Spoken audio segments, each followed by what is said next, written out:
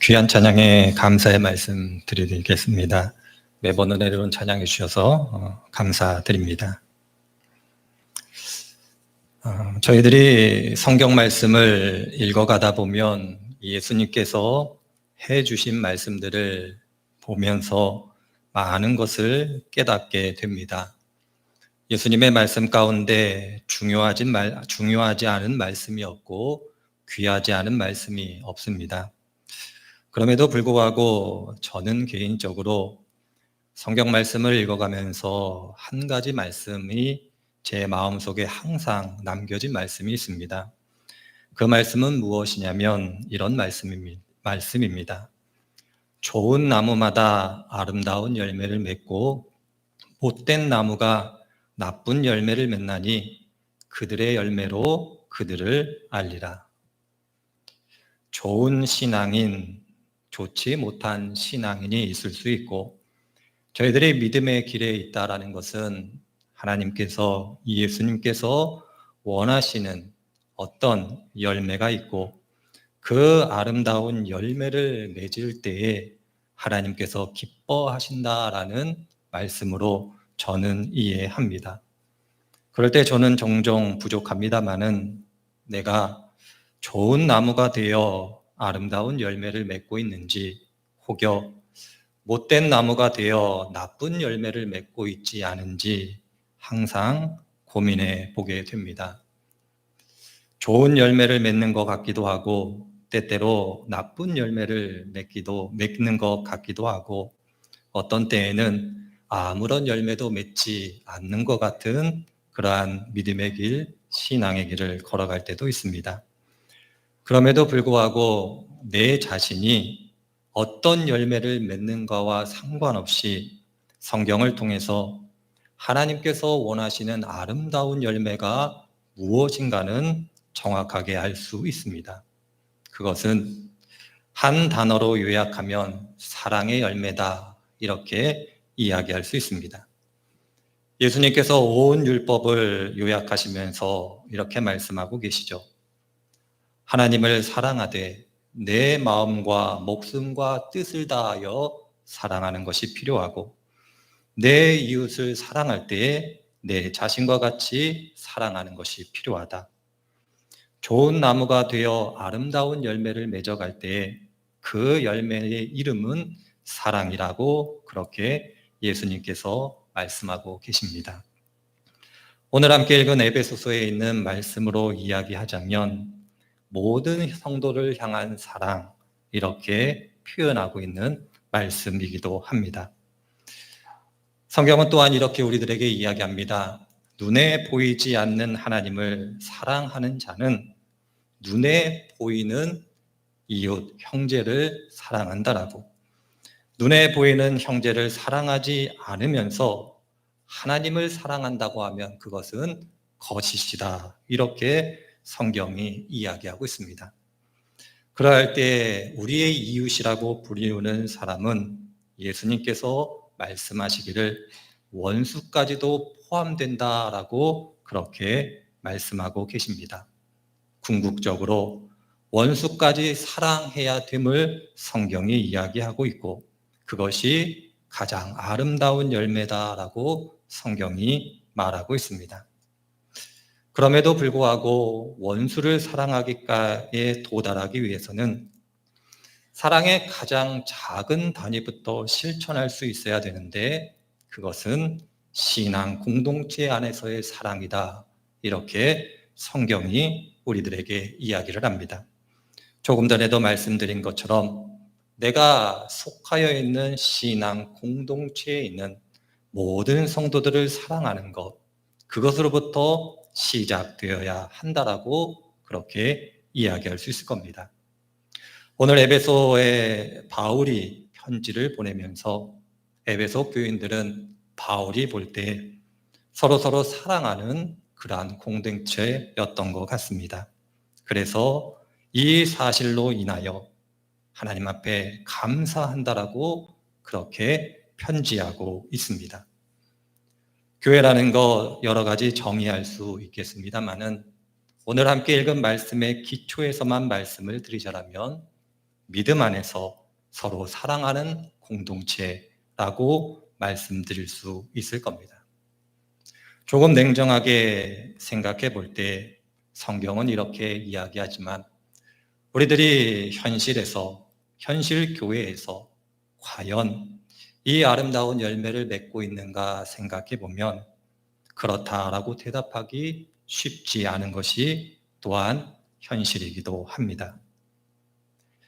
이렇게 해야 된다라는 당위가 있습니다마는 그 당위와 우리들이 경험하는 현실은 많은 괴리가 있는 것이 사실이기도 합니다. 그러할 때 그럼 우리는 어떻게 해야 될까라는 고민을 하게 되고 그리스도인이라면 이러한 고민을 하실 수 있으셔야 할 겁니다. 사도 바울은 이렇게 고민하는 우리들에게 이어지는 말씀 속에서 교회가 교회되기 위해서, 교회가 교회되는 첫 걸음으로서 신앙 공동체 안에서 사랑의 열매를 맺기 위해서는 다른 것이 필요한 것이 아니라 우선적으로 성도들이 하나님을 알아야 된다라고 그렇게 이야기하고 있습니다. 오늘 성경에 나와 있는 표현대로 얘기하자면 지혜와 계시의 영을 너희들에게 주사 하나님을 알게 하는 이 은혜, 은총이 있어야 된다라고 사도 바울이 이야기를 하고 있습니다.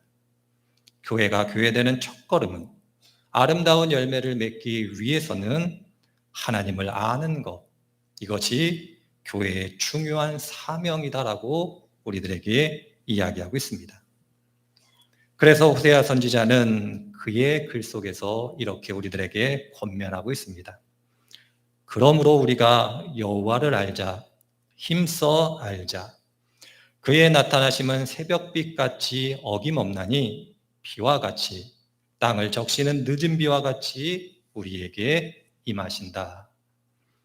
하나님을 알자, 힘써 알자, 이렇게 호세아 선지자가 우리들에게 이야기를 하고 있습니다. 하나님을 아는 것, 그것은 성도라면 누구에게나 예외 없이 주어지는 것이고 하나님을 알기 위해서 애써야 된다라고 우리들에게 권면하고 있습니다. 기억하실지는 모르겠습니다만은 대략 한 14년 정도 자료를 찾아보니까 2009년에 광고더라고요. SK텔레콤에서 했던 광고인데 지금은 유튜브라는 동영상 서비스가 있습니다만은 당시에는 흔하지 않았습니다.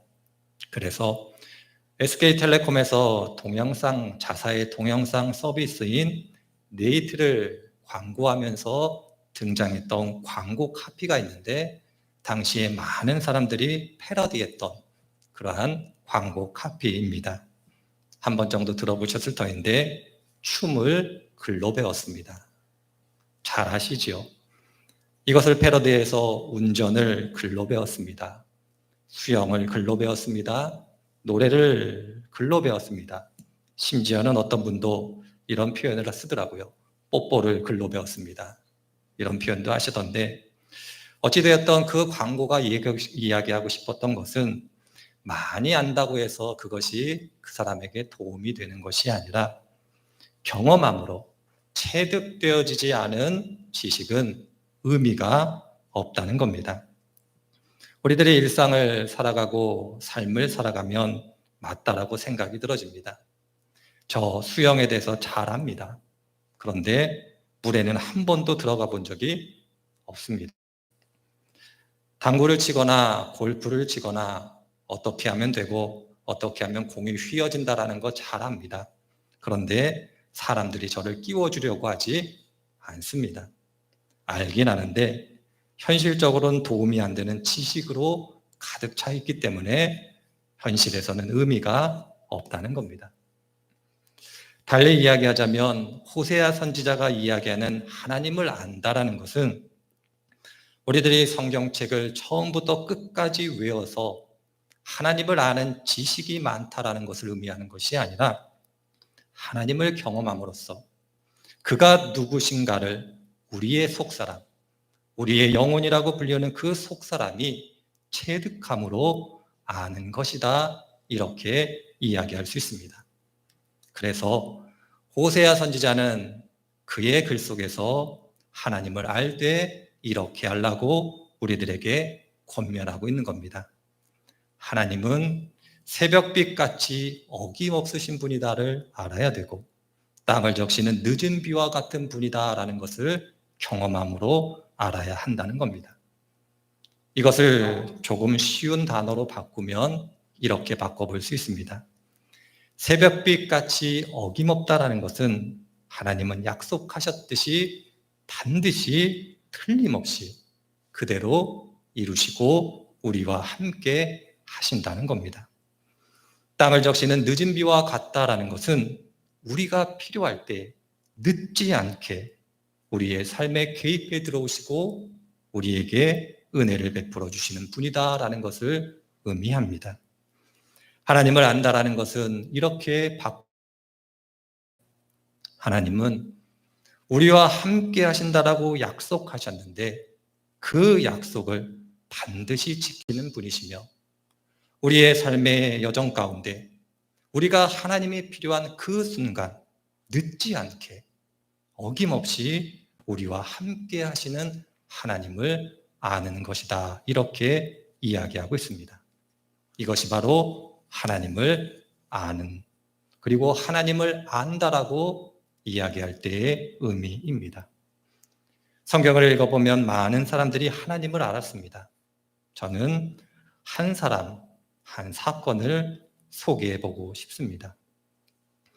에스더서를 읽어보면 6장까지 이어지는 8장까지 이어지는 말씀 속에서 여러 가지 일들이 발생하게 됩니다. 에스더서를 요약해보면 이렇게 요약해 볼 수 있습니다. 어느 날 에스더라는 한 인물이 왕비가 됩니다. 왕비가 되었을 때 자기가 왜 왕비가 되었는지 모르고 기뻐하고 감사하는 것으로 시작합니다마는 얼마 지나지 않아 하만이라고 불리우는 사람이 등장하고 이 하만이 에스더의 삼촌 모르드게를 미워하게 됩니다. 한 사람을 미워하게 되고 그 미움으로 끝났으면 괜찮은데 내가 모르드게를 포함하여 저가 속한 모든 유대인들을 죽일 것이다. 이렇게 마음을 먹게 됩니다.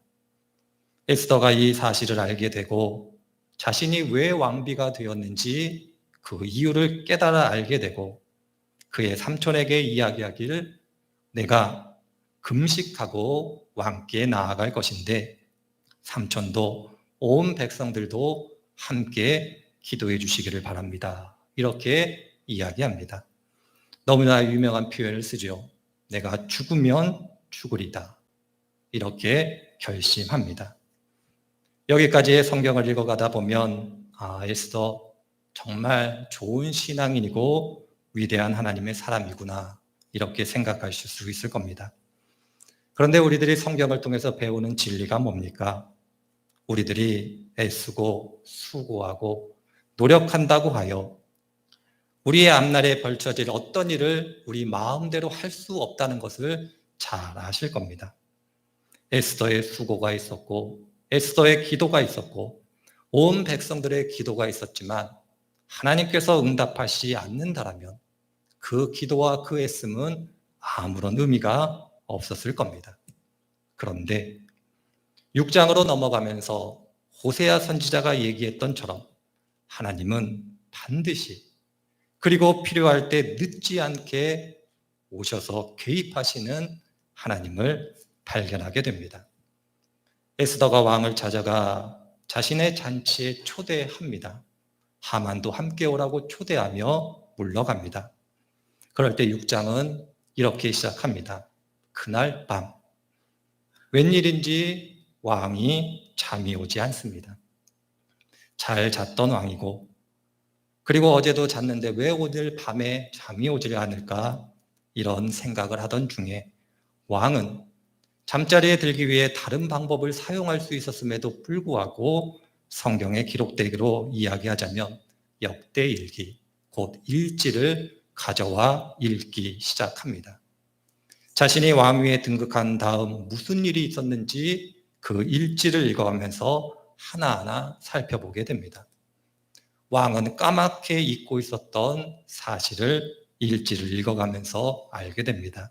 그것은 내시에 의하여 암살 시도가 있었고, 하마터면 자신이 죽을 뻔했는데 모르드게로 인하여 자신이 생명을 구했다라는 사실을 알게 됩니다.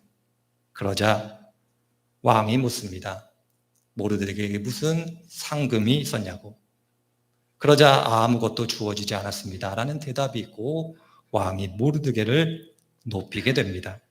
그리고 여러분들이 잘 아시는 말씀처럼 에스더가 왕께 나와 모든 사실을 이야기한 다음 모든 원흉이었던 하만이 오히려 죽임을 당하게 됩니다.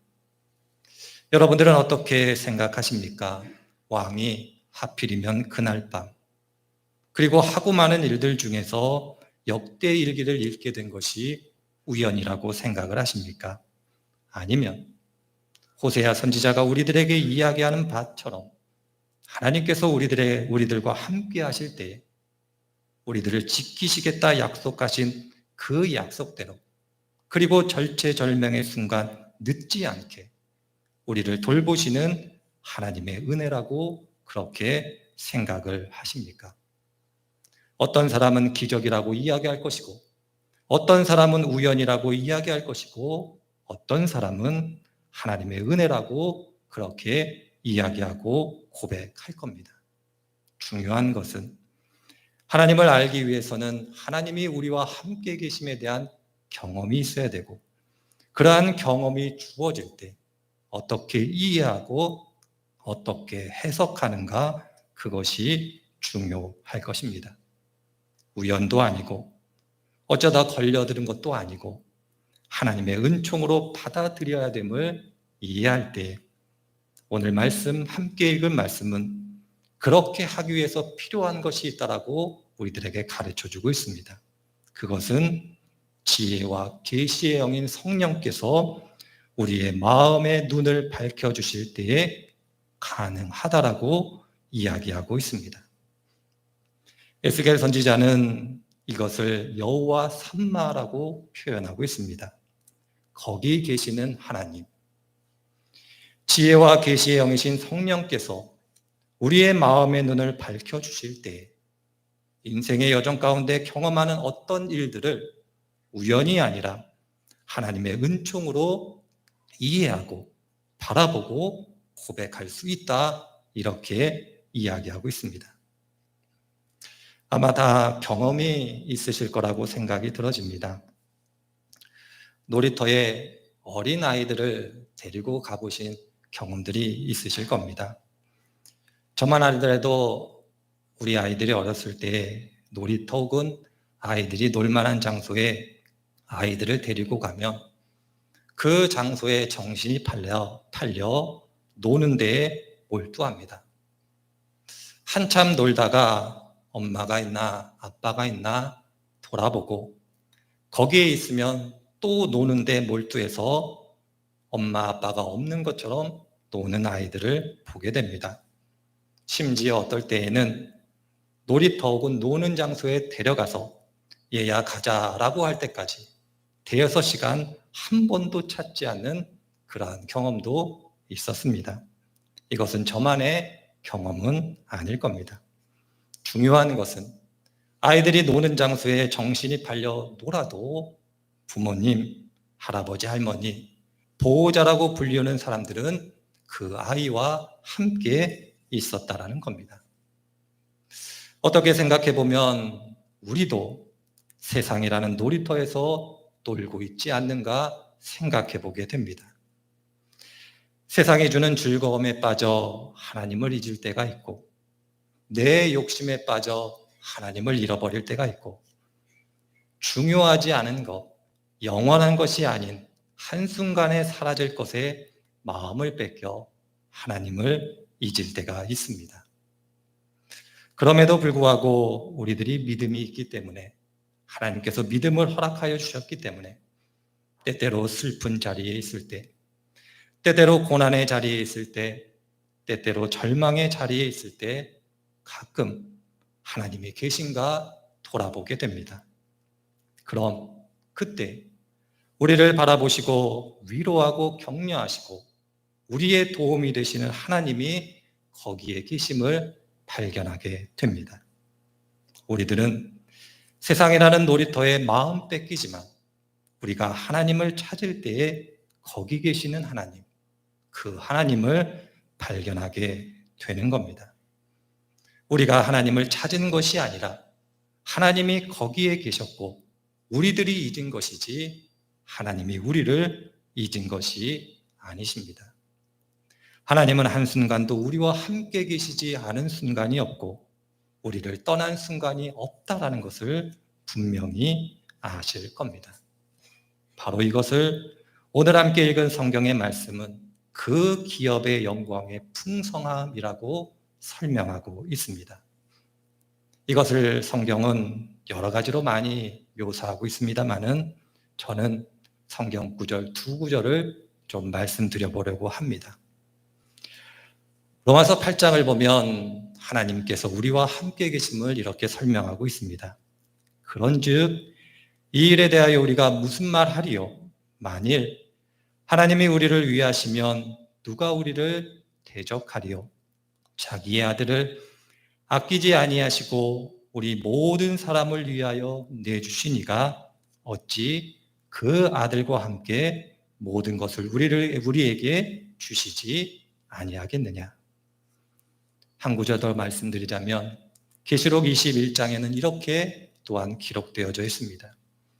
하나님이 그들과 함께 계시리니 그들은 하나님의 백성이 되고 하나님은 친히 그들과 함께 계셔서 모든 눈물을 그 눈에서 닦아주시니 사망이 없고 애통하는 것이나 곡하는 것이나 아픈 것이 다시 있지 아니할 것이다. 우리의 눈이 밝아지면 지혜의 영이신 그 성령 하나님께서 우리의 눈을 밝히시면 거기 계시는 하나님을 발견하게 될 겁니다. 이것이 바로 하나님께서 우리들에게 주시는 은혜요, 교회가 교회되기 위한 첫걸음임을 기억하셔야 할 겁니다. 우리의 마음의 눈이 밝아지면 그럼으로써 하나님께서 우리들에게 더불어 소망을 주신다라고 그렇게 성경은 이야기하고 있습니다. 저희들이 일반적으로 교회에서 소망이라는 단어를 즐겨 사용합니다. 어떤 의미로 소망이라는 단어를 사용하십니까? 사전을 찾아보면 소망에 대해서 이렇게 정의하고 있습니다. 바라고 원하는 것. 이것을 신앙의 용어로 바꿔보면 성도님들이 일반적으로 의미하는 바로 바꾸면 아마 이렇게 바꾸어 볼 수 있을 겁니다. 어떤 일이 잘 되기를 바라고 원하는 마음, 간절한 마음, 이렇게 이해해 볼 수 있을 겁니다. 아마 대부분의 소망이라는 단어를 이렇게 사용하실 겁니다. 그런데 성경은 소망 안에 이러한 의미보다 더 깊은 의미를 담고 있습니다. 성경이 말하는 바 소망은 다른 것이 아닙니다. 모든 일들이 내가 예상하는 것과 정반대로 되어져 가고 있습니다. 하나님이 계시다라면, 하나님이 나를 사랑하신다라면, 하나님이 우리 가족을 돌보신다라면, 하나님께서 우리 교회에 함께 하신다라면 이렇게 될 것이다 라고 예상되어지는 일들이 있습니다. 그런데 현실은 그와 같지 않습니다. 정반대로 되어져 가고 있습니다. 그리고 그것이 한두 번으로 끝나는 것이 아니라 점점 심해집니다. 첩첩산중이라고 하죠. 산 넘어 산이라고 표현을 하죠. 기대하지 않는 일만 벌어지고 예상되어지지 않는 일만 벌어지고 더 나아가 성경에서 약속한 것과는 전혀 다른 일이 반복적으로 되어질 때 성경은 소망이라는 단어를 사용합니다. 성경이 말하는 소망은 우리들의 삶의 현실, 이 현실을 지금은 이해할 수 없을 것이다. 그런데 우리의 마음의 눈이 밝혀져 하나님을 안다라면, 그가 보호하시고 인도하신 것을 안다라면 그가 그렇게 바꾸실 것이다라는 확신을 소망이라고 표현하고 있습니다. 이것이 바로 베드로 사도가 우리들에게 이야기하는 산 소망, 살아있는 소망입니다. 그리스도인으로서 살아가면서 저희들이 조심하지 않으면 소망이라는 단어를 사용하지만 죽은 소망을 가지고 신앙의 길을 걸어갈 수 있습니다. 하나님께서 주시는 살아있는 소망, 산 소망을 갖기 위해서는 거기 계시는 하나님을 발견하는 그것이 필요하게 됩니다.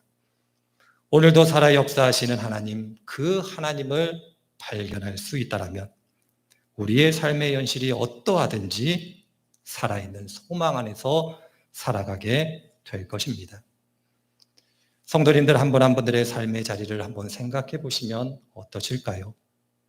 편안하십니까? 정말 내가 원하는 대로 모든 것이 잘 되고 계십니까? 교회의 현실을 생각해 볼 때 여러분들은 어떻게 이해하고 계십니까? 하나님께서 하나님의 교회라면 이렇게 하실 수 있을까? 그렇게 생각하시는 분들도 있으실 겁니다. 그러나 어떻게 생각해 보면 본토 친척 아비의 집을 떠나라고 말씀하신 그 아브라함의 심정과도 같으실 수 있을 겁니다. 이러할 때 저는 여러분들에게 이렇게 말씀드리고 싶습니다. 두려워하지 마십시오. 걱정하지 마십시오. 좌절하지 마십시오. 오늘도 살아 역사하시는 하나님께서 여러분들과 함께 계시고 성령께서 여러분들의 마음의 눈을 밝히심으로 거기 계시는 하나님을 발견하게 하실 겁니다. 바로 이것이 교회가 교회되는 첫걸음이고 우리들이 기도해야 될 기도의 제목이고 온 성도들이 마음과 뜻과 정성을 다하여 추구해야 될 신앙의 기초 중에 기초입니다. 여러분들 하나님을 아십니까? 지혜와 성령의 영께서 여러분들의 마음의 눈을 밝혀 오늘도 살아계시는 하나님을 배울 수 있도록 기도하고 계십니까? 그럼으로써 어떤 순간에도 산 소망, 살아있는 소망 가운데 여러분들의 삶을 극복해내고 계십니까? 두려워하시지 마시고 하나님 앞에서 기도하시고 승리하시는 복된 분들이 되시기를 주의 이름으로 축원을 드립니다. 기도하겠습니다. 하나님, 오늘도 귀한 시간 주시고 하나님께서 사랑하시는 한 분 한 분들 불러 말씀 가운데 은혜 주시니 감사드립니다. 주어진 말씀 기억하게 하실 때 능력 주시는 하나님을 만나고 경험하는 저희들이 되게 하여 주옵소서. 감사드리며 예수님의 이름으로 기도드립니다. 아멘.